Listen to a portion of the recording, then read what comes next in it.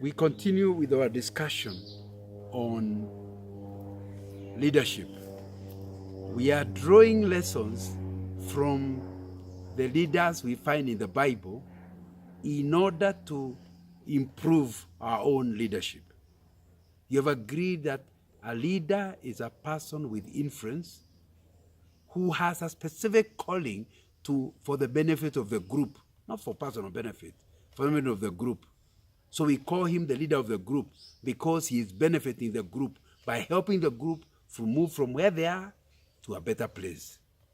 And I think that's interesting. So today's choice is a very interesting one. He is the black sheep of the team. He is called Judas Iscariot. And he is supposed to have been, he was one of the apostles, but unfortunately he died even before he could do any ministry.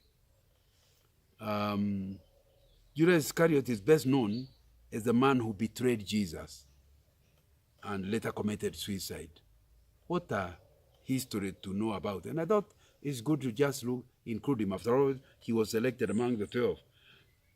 Though he was one of the 12 of our disciples, he betrayed the Lord. And you know what he did? He was only getting 30 pieces of silver to betray his master. So some of us leaders will not accomplish much because we end up betraying the cause. You know the calling, you know what God has called you to do, yet you betray the cause. You will not amount to much. And I hope you don't end up like Judas, physically also dying. Judas' name is a Greek version of the Hebrew Judah, which roughly means praise or let God be praised. However, the origin of Iscariot, because it's called Judas Iscariot, is not as clear. It is widely held that the Greek Iscariotes comes from the Hebrew Iscariote, meaning man of Kerioth, a city in Palestine. Thus, in this case, a name like Judas Iscariot could be similar to calling someone like Otieno of Kisumu or Kip of Eldoret, so that Judas Iscariot tells us where he comes from. But you see, the name doesn't matter. Have you heard of Jabez in the Bible? We were told the name Jabez means pain. Bad name. But I never bothered Jabez. He still went before God and said, what I have is not adequate. Expand my territory. The Bible confirms that he ended up operating at a bigger territory. But we are not told anywhere that the name itself was ever changed.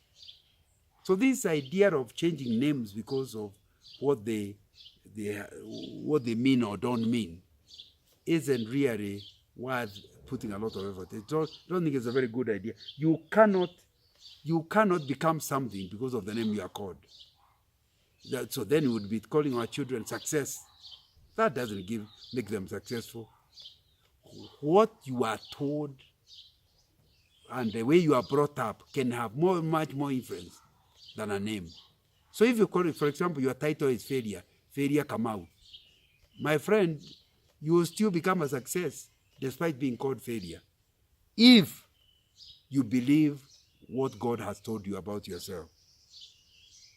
So name should not be, let us not put a lot of meaning in our names. And I think that's one of the things that Judas Iscariot, his problem, he never ended up as a betrayer because of the name he was called. Judas lived near the beginning of the first century, since he lived with Jesus. If the speculations about the meaning of Iscariot are true, he would have been from southern Judah in Israel, which also means he would have been the only one of the 12 disciples from Judea. You know, almost all the others are said to have come from around Galilee. So he would have been the only one from Judea. Though we don't know for sure where he grew up, at least we know for sure that he came to Jerusalem, because that's where he was appointed by Jesus as an apostle. And then spent 3 years with Jesus, learning from him, getting to know him, and being prepared to be sent forth. He experienced the same training like everybody else. But you know something? Many of us go through the same training, the same preparation, some even better than others. And yet, when you come to your performance in your adulthood, it does not show the kind of input God put in you. So you can see, this Iscariot doesn't end up doing any ministry at all later in life. But he participated in every class. He understood. In fact, was even promoted to be treasurer of the group. So you can see Jesus had an eye on him. But he didn't go very far.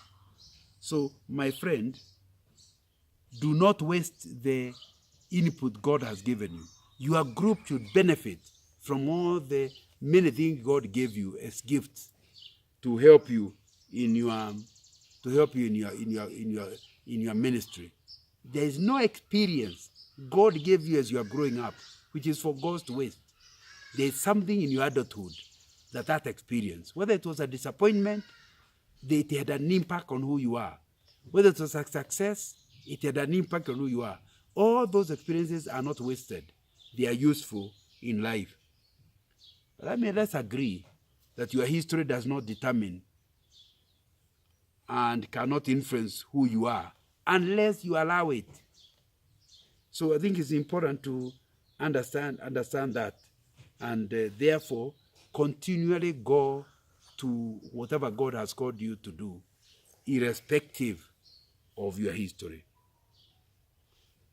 At the time we are discussing this, when Judas Iscariot was alive, Israel was occupied by Rome, which was newly transformed from a republic to a massive empire of rapid conquest.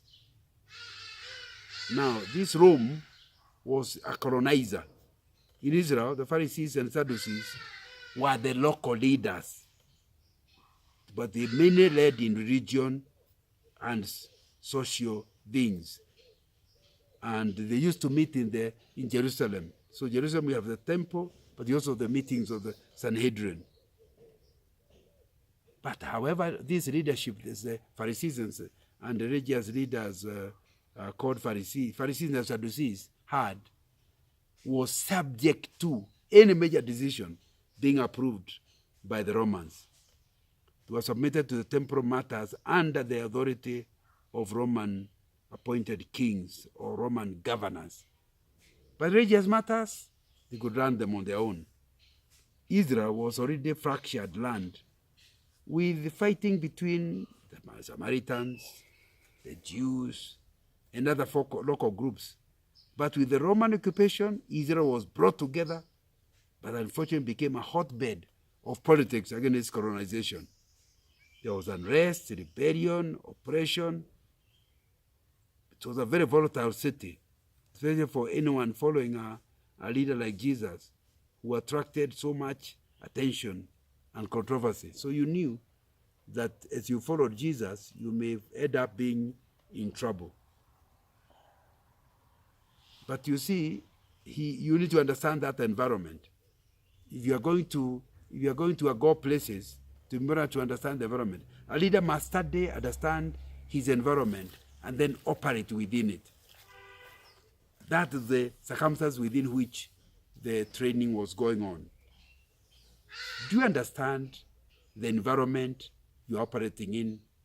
Do you understand the risks that are at hand? Do you understand opportunities that lie in the environment you happen to be in? Or you don't even think clear, you just work without understanding the context within which you work. It will certainly affect your leadership. And it's important, every leader, to spend a bit of time just thinking about the many things that could go well if only you utilize the opportunities in the environment or manage the risks in the environment. Judas was certainly one of the 12, despite becoming a betrayer. Jesus' closest companions were this sort of people. They were with him everywhere, unlike other people whom he preached to in the crowds. Although a specific scene of Jesus calling Judas is not included in the Gospels, as for example is done for Philip, Nathaniel, and Peter, but he's actually included in the list. That means he was called, even though you don't know in the circumstances in which he was called. He is in the list, for example, of Mark 3:19. Though Judas isn't mentioned nearly as much during Jesus' ministry as others like Peter, James, and John, the Bible does record that he was the treasurer of the disciples. You can read this in John 12, verse 6, or John 13, verse 29. However, the Bible also reveals that Judas used this position as treasurer for his own personal gain. Isn't that the message of John chapter 12, verse 6? He was a thief, as keeper of the money bag. He used to help himself to what was put in it. So, his problem don't just appear at the end when he betrays. The writer of the book of James says he knew that he had no integrity. He was not working well. You are made a treasurer, and then you are taking part of the money for yourself. Isn't a very good name to have. But of course, he doesn't seem to have been identified. Doesn't have to, and it may be Jesus knew, but kept quiet. But there he was. Let me ask you, as a leader, do you assume that because people trust you, you can take a few coins of the group without their permission? Do you take the group's money as your money? A lot of presidents in Africa talk like the wealth of the country is their wealth. I'll make a road here. I'll do this. They do not even want to know that they are just one person mouthpiece, and the matter needs to be discussed by a bigger group elected by the people. They assume that they can use or misuse the community resources to promote their name, maybe for the next elections. But you need to understand a leader without integrity is inviting early death, like Judas. Because the moment you break in one area, you are suddenly going to be attracted to break in other areas. You are a leader, but you have no integrity. You have a wife, but you have concubines elsewhere. But it's so well covered up, nobody is able to tell except you. But in your heart, you cannot be trusted. That makes it easier for you to break rules elsewhere. And one of these days, they say the days of a thief are 40.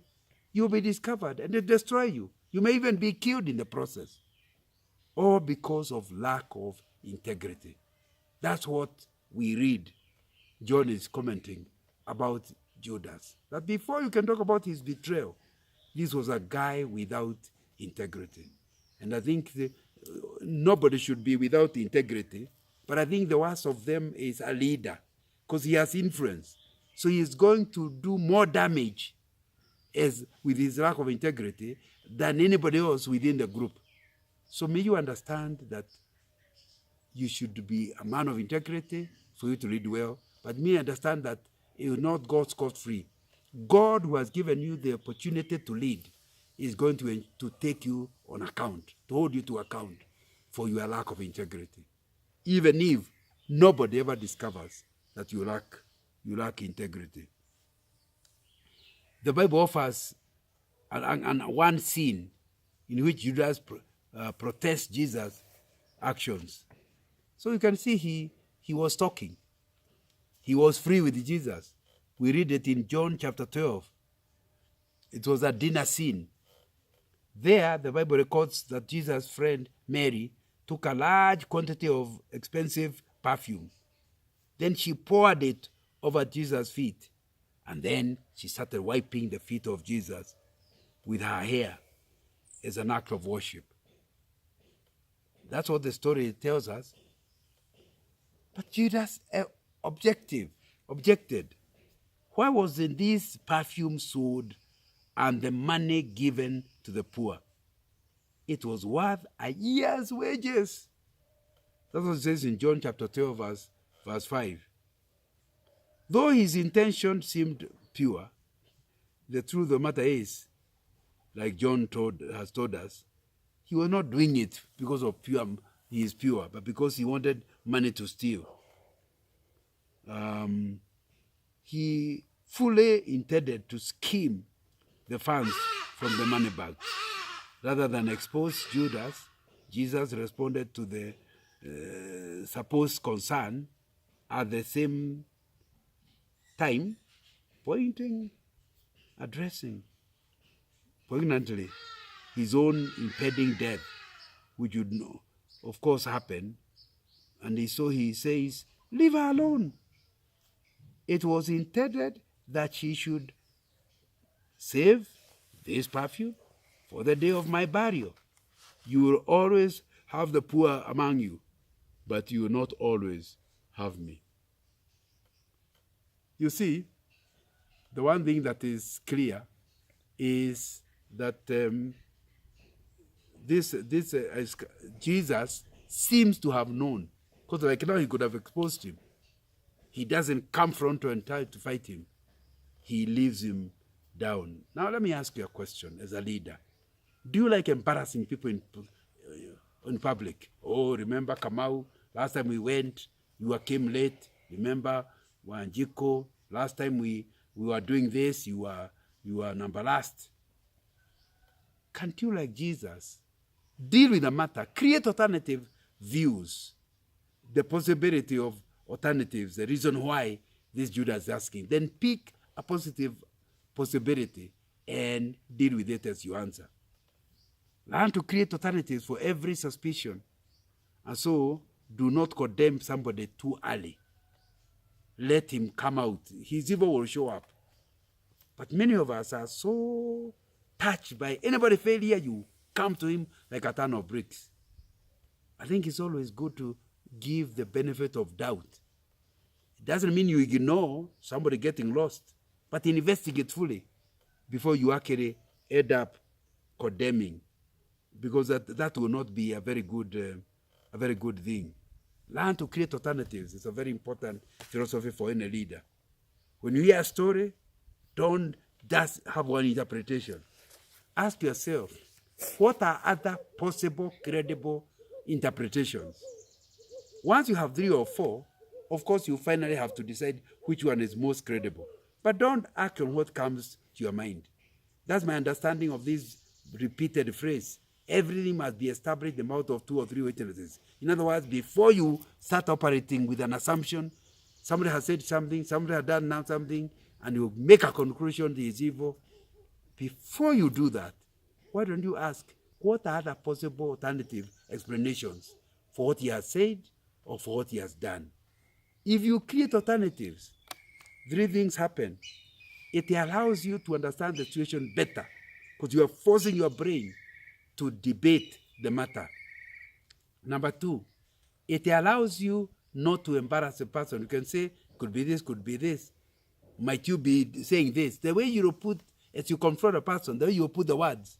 In case you are wrong, it will be much easier. You have left yourself a route for escape, and that will be important. Thirdly, when you create alternatives, helps you to come to better judgment, better reasons, better directions for your good and the good of the group.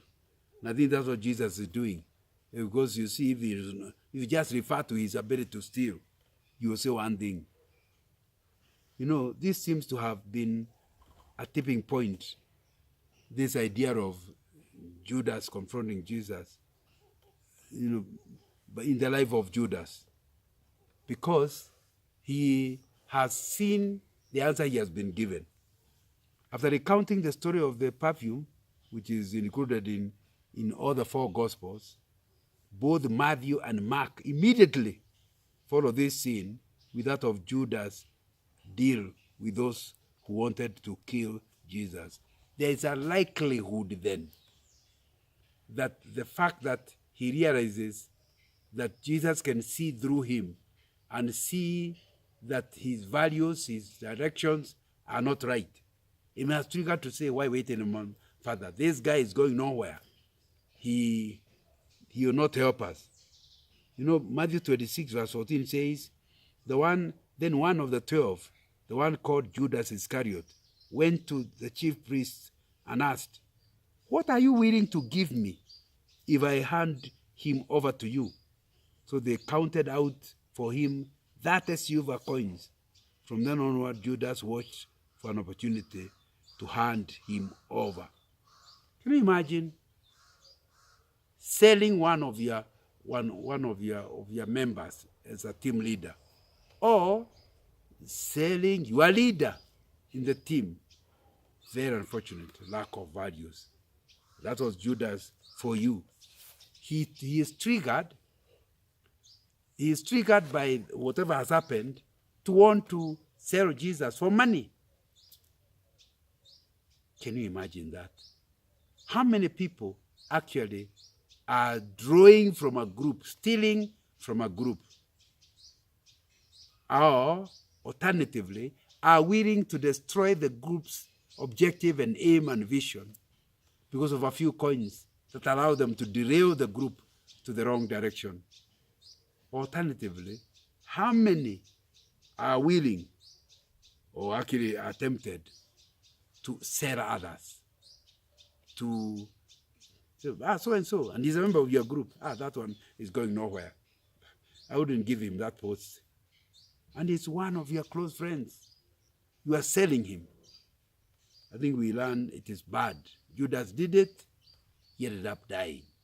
Please don't be in that category of selling people. And I think you should be very careful that you don't do it. And you can use your network for good instead of using your network for evil. I don't know how Judas knew who is where, who has which power. Because you have to be careful who you go to if you want to make a sale of your leader. But he had the network.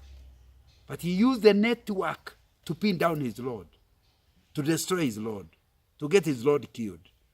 How do you use your networks? What are networks? These are people it's called social capital, that God has brought your way, whom you can rely on, they trust you, and you can easily go for help from them. How do you use your social capital? For building kingdom, God's kingdom, or destroying it? For the good of others in the group, or for its destruction? That's something that you need to ask yourself. How are you using your network? Our friend here used the network for wrong. You know, throughout the Gospels, Jesus is repeatedly predicted that he would be betrayed. So they knew somebody somewhere would betray them, will betray Jesus. Look at John chapter 6, verse 70 to 71. However, this betrayal came to a culmination on the night of the Last Supper, Jesus' final meal with his disciples, before he was taken away and crucified. During this scene, John 13, verse 2 records that the devil had already prompted Judas to betray Jesus. So we are clear the betrayal was the work of the devil. The Bible does not state why Judas did what he did. His habits with the money bag, maybe you can explain. Maybe he was greedy for money, and there was not too much money coming in the bag. So why not get more? After all, I'm not intended to follow this guy. I can sell him. But it's also quite possible that he was troubled by Jesus' resistance, that he would die. But that's what he is saying in the supper. He would die. Many were looking for a strong political leader. They thought they had found him in Jesus. But now Judas has discovered the Messiah that is in Jesus was a weakling, not able to do the things Judas thought he would have done. The Bible also explicitly states that Satan was involved with Judas' action, but not to what extent. So it's important to understand clearly that that you can have many reasons. You need to check your heart. Without your heart, you may be a leader to destruction. You may be a leader with good intentions, but because of wrong motivation, somebody says something and it annoys you, you end up doing something wrong. Somebody says something and it frustrates you, you end up doing something wrong. Please be careful. Don't be like Judas, who gets provoked and ends up in death. The heart is more powerful than the brain. That needs to be understood. The heart had a problem. Maybe if he thought through, he would have known he's doing the wrong thing. But the heart had already been taken by the devil. You see, for example, when somebody dies, if they can prove your heart was involved, that is motive, they kill you. If they think it was just something in the head, then they call it manslaughter. If they cannot find a motive for your killing, they call it manslaughter. And then that will be important to get. The heart, your heart, needs to be given to God.